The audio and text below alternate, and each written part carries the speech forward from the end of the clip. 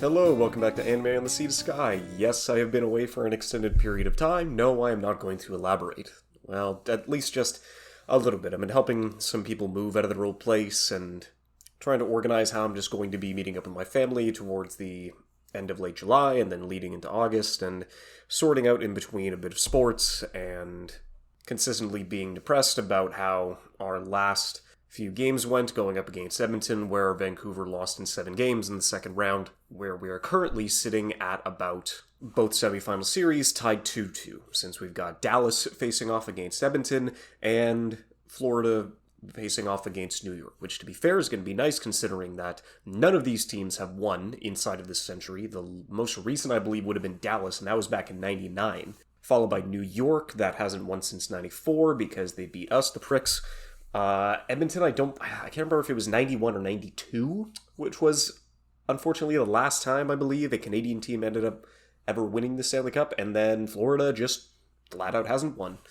So that's kind of what's going on in the present, but then rewinding about 10 years back into the past, this is mostly going through and is going to be focused more along a few sports, considering the topic of today, but in terms of what was going on about 10 years ago, we still had the 2014 Winter Olympics that were taking part in Sochi, back in Russia, who ended up acquiring the most medals out of any city, who unfortunately acquired the most medals out of any country inside of those Olympics, as well as tying Norway for the most golds, followed closely behind Canada with 10 and the US with 9.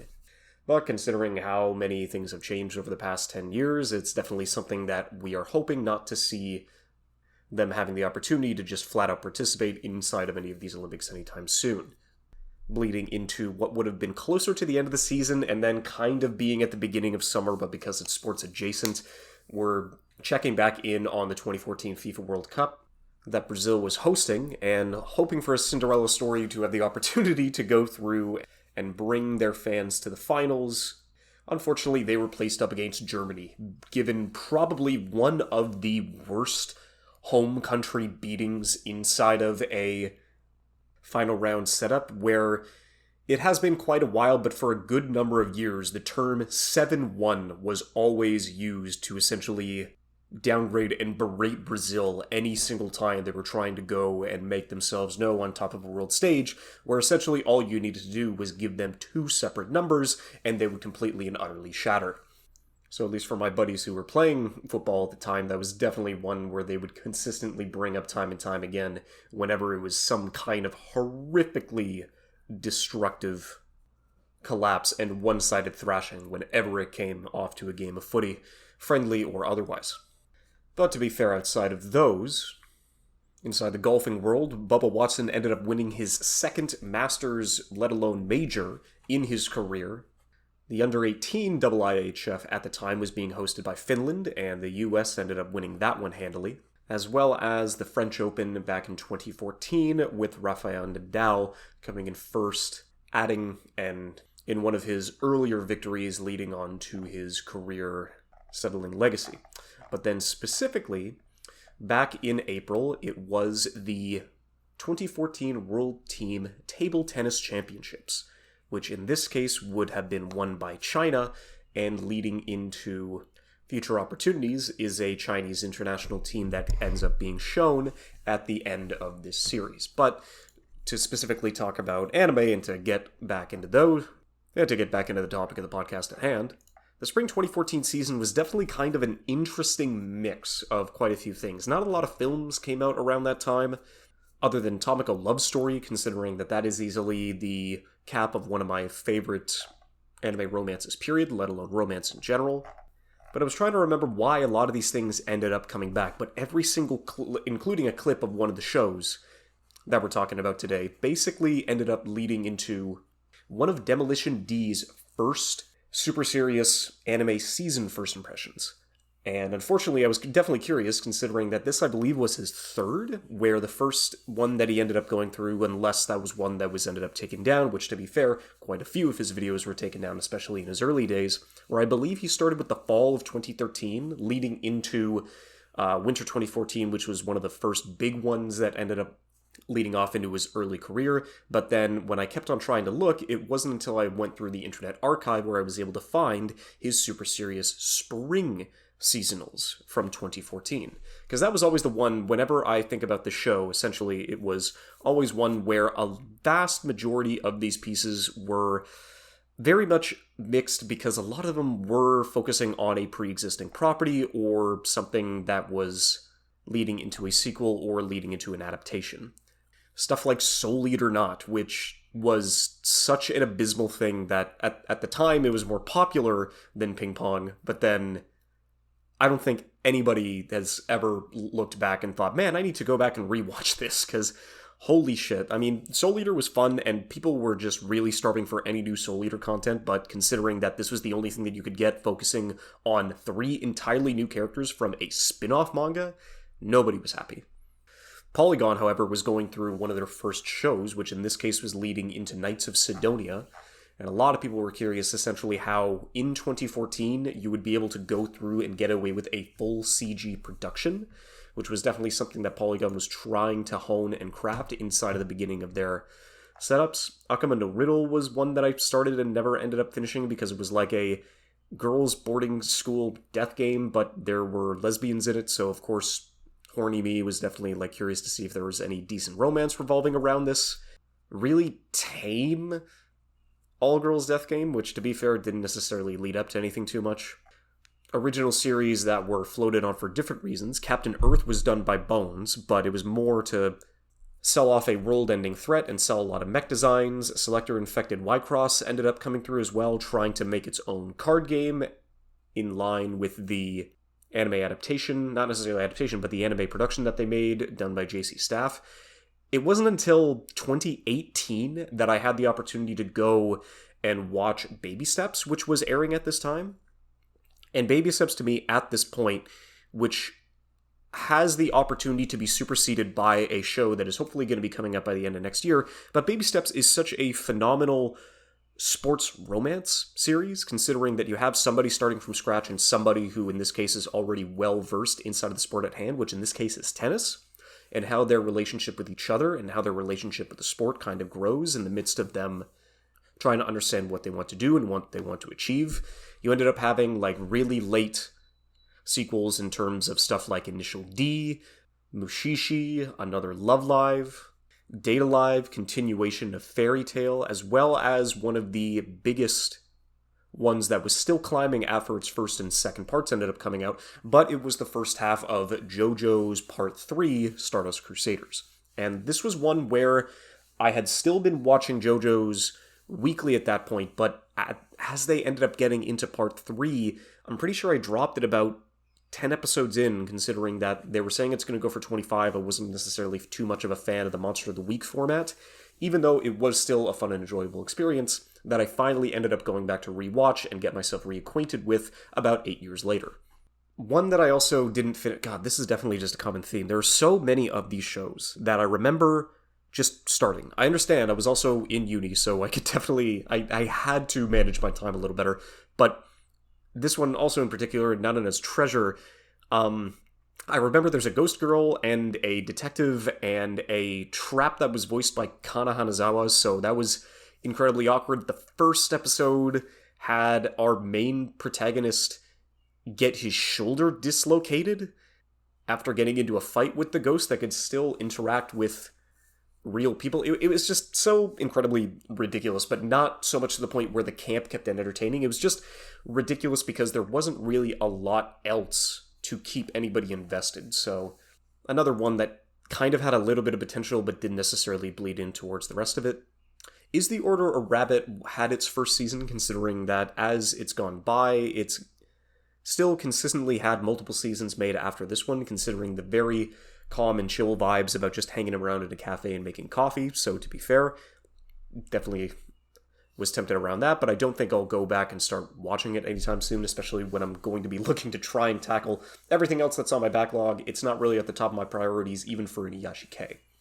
Ishikan Friends, or First Time Friends, was definitely one that was getting a decent fair bit of buzz, since it was a decent romance, leading into the fact that I think the girl's memories reset every week, and so this dude who wants to become her friend and then become her partner, it's incredibly difficult to try and get that going. I mean, God, what was the fucking Adam Sandler movie?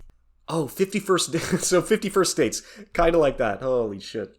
I don't know, but it is still one of those where at the time, people really did enjoy it, but it is definitely not one of those romances that is looked at fondly or something that essentially has the opportunity to stand above its competition. Now, No Game, No Life, also incredibly popular at the time, really got a lot of people invested, especially with the animation that Madhouse was able to give to it. I still think it is a really strong episode whenever they ended up doing the word game in the midst of it, considering that, yes, it's an isekai, but it's so ridiculous to the point, and just before the isekai trend became a thing, where they get thrown into a world where there are no wars, they are only dictated by just standard games in any form, where you can essentially bet anything, either on a game of chess or a game of rock, paper, scissors, or just anything simple from that, all the way up to like a VR game. But it is definitely one where I continuously go through and like knock my buddy, where in the early 2010s there was always a Season 3 when, because there was a lot of prominent titles back in the 2000s like Certain Magical Index or Spice and Wolf or Haruhi Suzumiya, where they were like, okay, so when are we going to be getting a Season 3, even though we know that there's more than enough content for them to adapt. And the Season 3 when memes consistently got thrown around whenever new sequels were coming about, and it kind of just fell by the wayside. And it was No Game, No Life which ended up taking up the torch, where it's kind of like Season 2 when, because the only content that they have been able to get over the past 10 years has essentially just been a film, which I believe is No Game, No Life 0, I think. And I think that came out like 7 years ago, and so we haven't necessarily heard of it since. So, sorry, Russell, you are not going to be getting any Season 2 for this anytime soon, because even though quite a few people in the West would be invested in it, I don't think they would have the opportunity to get an audience back into this show in particular. A show that I would have wanted to see more of a Season 2 would have been the Kawaii Complex Guide to Manners and Hostile Behavior, considering that you essentially just have a hostel with people in their 50s, in their teens, in their 20s, in their 30s, all inside of this one hostel for cheap rent and the like, either going to school, either working through jobs, either working from home, trying to essentially still have the opportunity to make a life for themselves. And the nice, relaxing set and the dynamics towards the rest of it, the girl who voices Mikasa Mikoto ends up turning into an alcoholic in this one, which was a really nice change of pace, especially for how she was the most rambunctious, and she was the one that was the biggest shit disturber. I think she also ends up getting a friend who's more into fashion and the like. But it was definitely one of those vibes where everybody inside of the complex had really good chemistry, everybody was hoping for the main two to get together, as well as the side ships were doing really well, and it was just an overall fun time in general, which unfortunately, even though I believe the manga is now all done and completed, we're not going to be getting a second season for this in quite a bit. Black Bullet was one of the biggest light novels to come out in there. It was very, very sus, especially whenever it comes to the awkward world building, and then the show just trying to be edgy for edginess sake, especially when it's kind of like, oh yeah, no, we hate these like, I'm trying to remember, it's like these girls are anywhere between the ages of 10 and 14, and they're living weapons, and society hates them for some reason, but they need them to attack this threat, where it's just been so long since I've jumped back into this one, where all I remember is it being just too over the top and cruel for its own good, and not giving any levity or any kind of interesting way to build on the characters and the world, where one of the main girls ends up cutting a dude in half, and like that's the last thing I remember the show trying to go through and turn it on its head.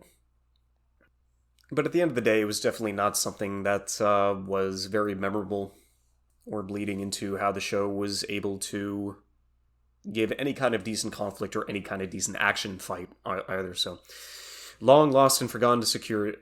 Oh, wait, Orange was part of this? Did Orange... Wait a second, this was a co-production by Studio Orange? Whoa, okay, that's... Yikes. It was one of their first co-productions where they did Majestic Prince, Bushi Road, Sorano Method, and Black Bullet was one of their Okay, never mind.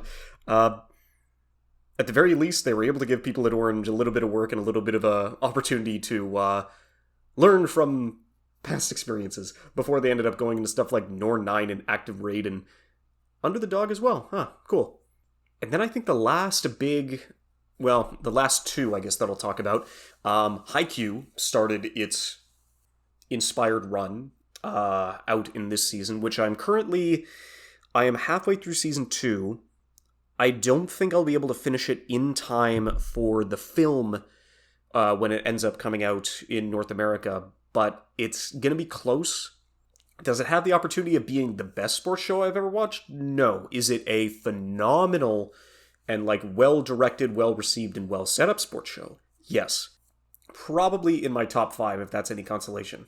And then I guess the last one that I have to talk about was that Makaku City Actors was essentially a anime based off of a handful of music videos done by Jin titled Kageru Project.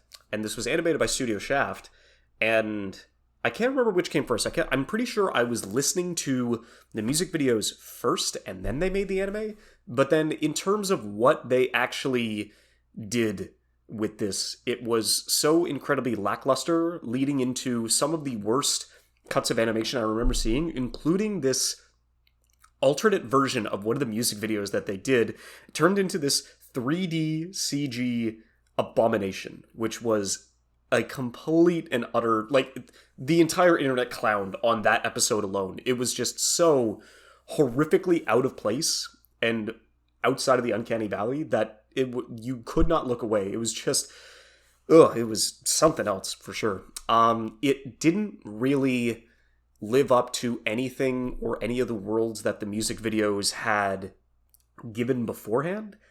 To be fair, it's been quite a few years since I've gone back to re-listen to those music videos as well, which is, might do something along that later in the future, but I guess at this point, it's not necessarily one that I need to go back on, because most of the things that I remember about this show are just incredibly lackluster, and something that is unfortunately going to be forgotten, like many of these shows, to the sands of time. Now, the one that didn't. The show that I didn't end up watching that season, but one that I ended up catching back up on about a year later, was something that... It was a show that made me binge it. And it was one of that was probably the first show that I had ever binged, period, considering that I know a lot of people, especially something that I probably could have done at the time, but then never necessarily found the drive or reason to do that in the first place. And it was still a little easier because it was only 11 episodes long.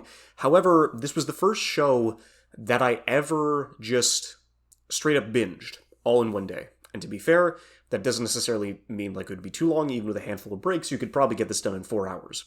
However, it was definitely one that I could not turn away from, and I needed to finish the story up to a point where I knew that this was going to be sitting amongst one of the greats, and to this day, still has the opportunity to get people invested and hyped in a sport where not necessarily a lot of people go back to, especially whenever it comes to its namesake, which in this case is Ping Pong the Animation.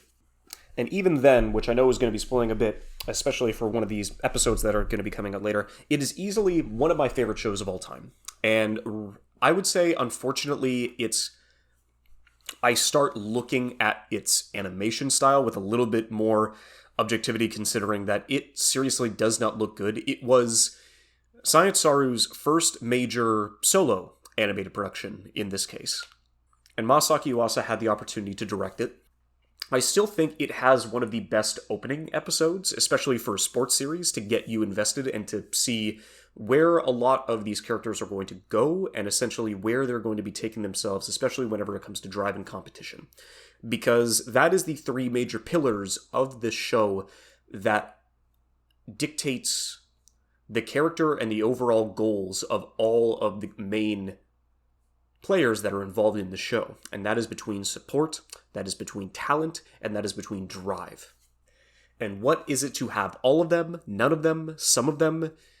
It dictates the path as well as the overall trajectory of all the main characters, in this case, on where it goes. So basically, Ping Pong the Animation is a very simple story about 2 high schoolers who essentially love ping pong. They're both exceptionally good at it, more so for Peko, who is very much a big fish in a small pond for his small table tennis dojo. And he slacks off at school, he doesn't train, he always eats candy and chips and other like pieces of junk food. And his friend, Smile, is very much one where he is close to his level, but he's always on the back foot whenever he plays Peko. Very understated, very quiet, not that passionate, not that emotive. Everybody gets on his case because he acts like a robot. But he doesn't necessarily let it get to him, at least at that point.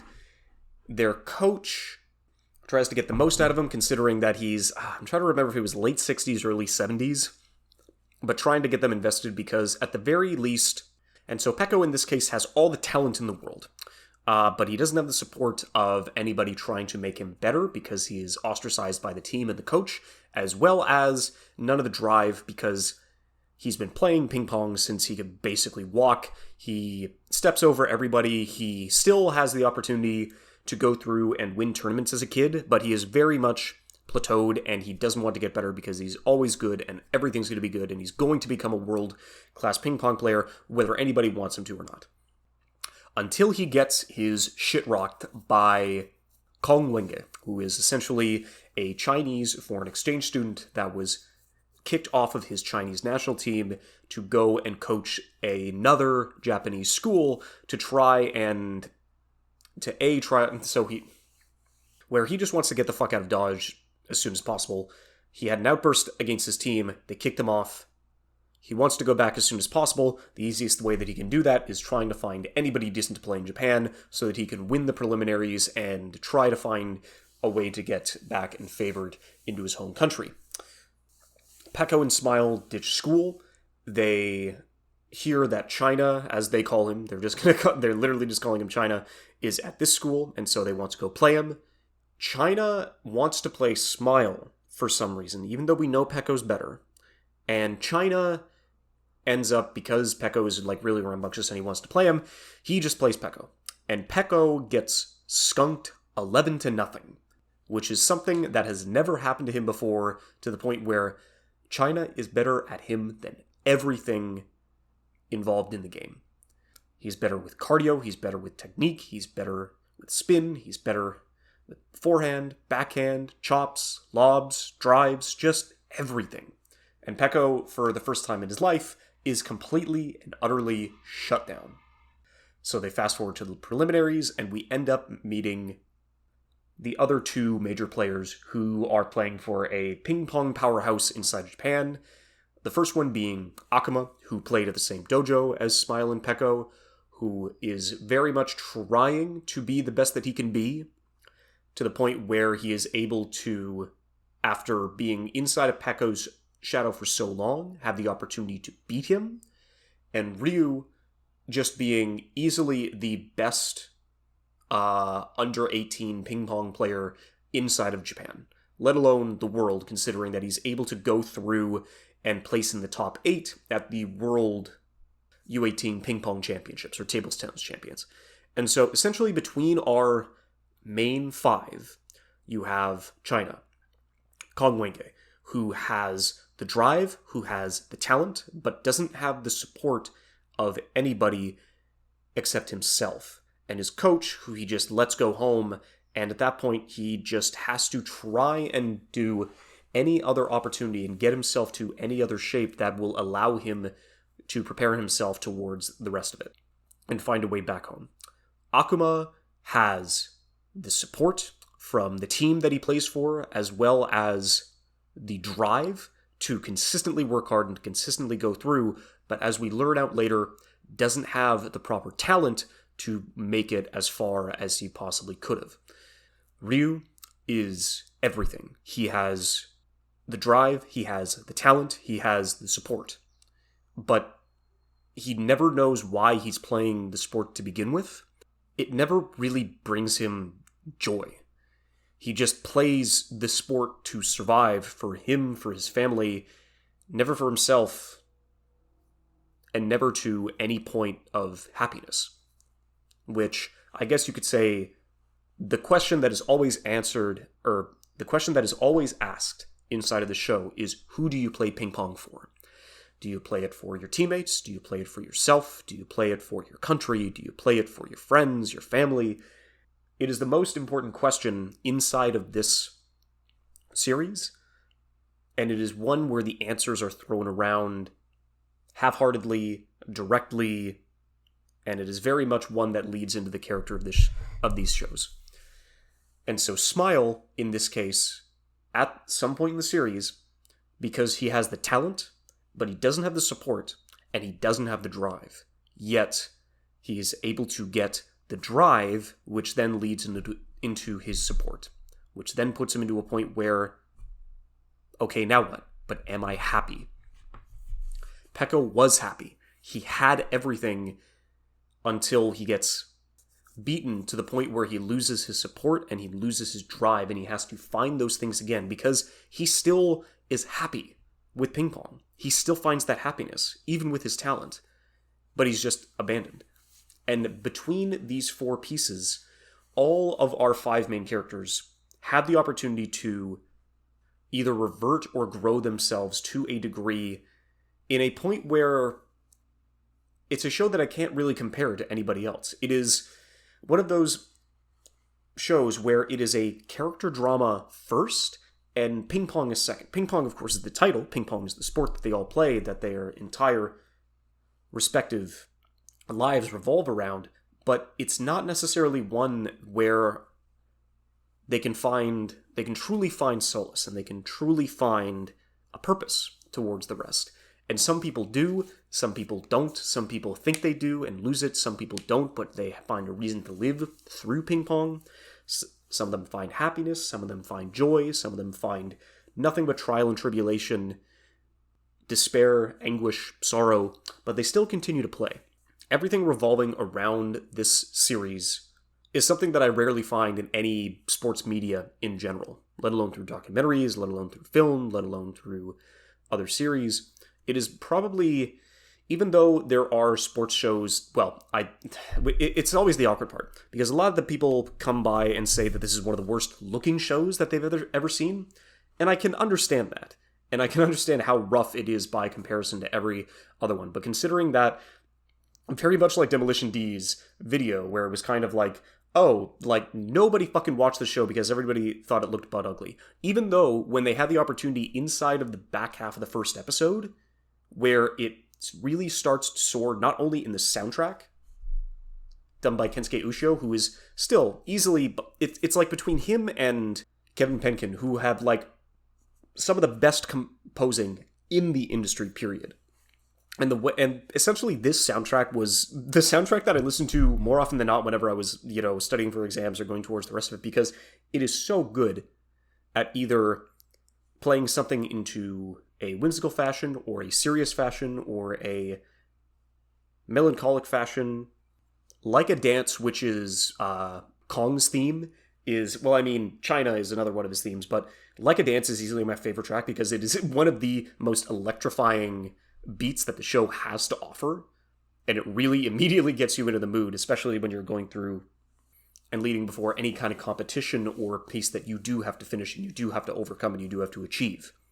But yes, the one major thing that I do think, looking back on this, is I gave the animation style a little too much credit, because this is definitely a show where the limitations are very much shown. They did not have enough people. I'm pretty sure they did not have enough time either. And even though the story is phenomenal and the characters are great, and when the action needs to go through and the ping pong matches have to get amped up, everything lifts and supports it to actually get you in the moment. And ping pong is going to be one of those shows that is going to be incredibly difficult to top leading in towards the future, because it is still one where I do believe that whenever I think about grading shows or like ranking shows, animation is, for me, the one that is the least important. Of course, it is the one that drives a really good chunk of action. It is one that is required to give you a better idea about how the characters are feeling and what is going on around them, which, to be fair, when the camera is pulled back and all the faces are incredibly simple, then yes, you can definitely see why a lot of people think that this show looks like absolute dirt. But when you actually get to see them up close, and try to figure out what's going on, you immediately know what's going on in their head. Are they angry? Are they frustrated? Are they concerned? Are they like happy, jumping for joy? Like, all of this is still the most important part, and thankfully it is brought across incredibly clearly regardless of the animation style. And even though I do think that over time, especially with a lot of the shows that have been coming out over the past decade, that by comparison, even though it looked bad then, it looks even worse now. The core and the drive and the people that we actually get to see inside of the series still lingers and is still the most important part and still the one that is drived home the most. Because especially for anybody that is competitive about any sport, you can easily find yourself in any of these 5 characters. Hell, even the side characters that, even though it's like, okay, well, I knew that there's not necessarily much that I can do, but I'm going to support myself, I'm going to support my friends, I'm going to support my family, I'm going to support my team in any other way possible in order to still have the opportunity to coerce and still be around this sport that I love, which, of course, is one of the travelers that we end up seeing go out towards the rest of the show. That's normally played off as a joke, but seeing that come full circle, seeing the overall joy that this kind of competition and sport brings without people, that is the most important part whenever it comes to any series about any sport in general. And that is easily why Ping Pong does such a phenomenal job with it and makes it easily one of my favorite shows of all time. Now, saying that, hopefully considering that the passion that I have about this series and the stuff that I'm going to be talking about in general focuses me on getting more and more stuff out, hopefully towards the beginning of June. But then again, I keep saying that, who knows, but I'm going to try and continue to move forward with the ideas that I have in mind. Cheers, have a good one.